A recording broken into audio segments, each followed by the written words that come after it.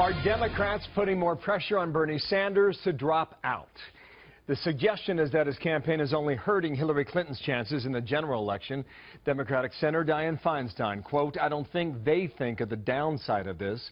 It's actually harmful because she can't make that general election pivot the way she should. Trump has made that pivot," end quote. Florida Congresswoman, Chair of the DNC, Debbie Wasserman Schultz, back with us on America's Newsroom, and thank you for coming back. And good morning to you. You're welcome, Bill. Great to be with you. How high is the pressure on Sanders to drop?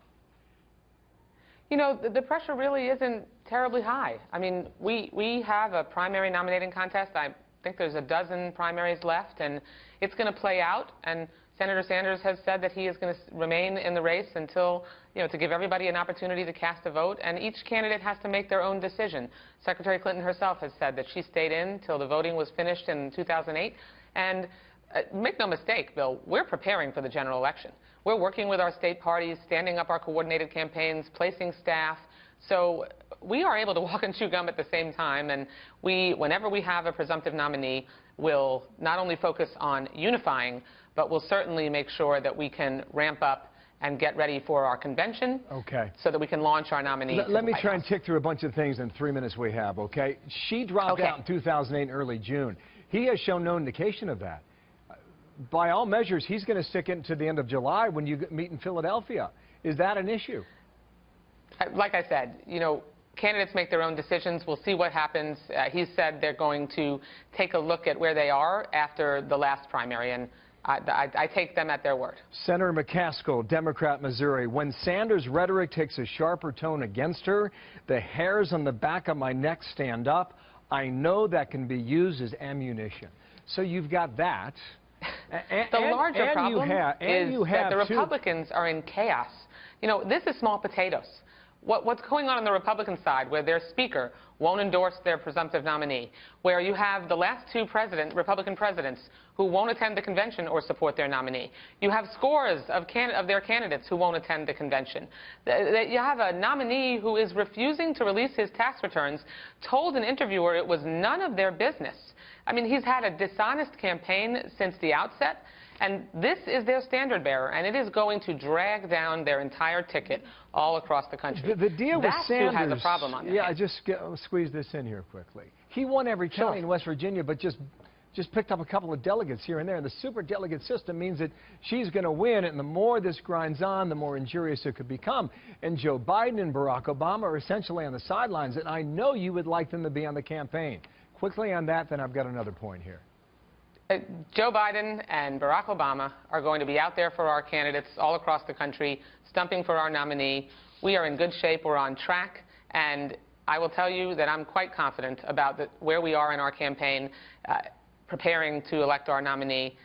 It's the Republicans that really have a mess on their hands. All right, so we are under the understanding that maybe this FBI matter clears itself up soon. Maybe, don't know. But this is how Secretary Clinton is characterizing that. Watch. There is a security inquiry going on, and we respect that.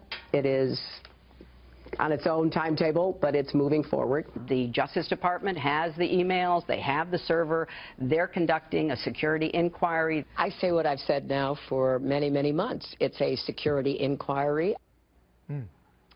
So when that question was posed to the FBI director this week, James Comey said, "I don't know what that means.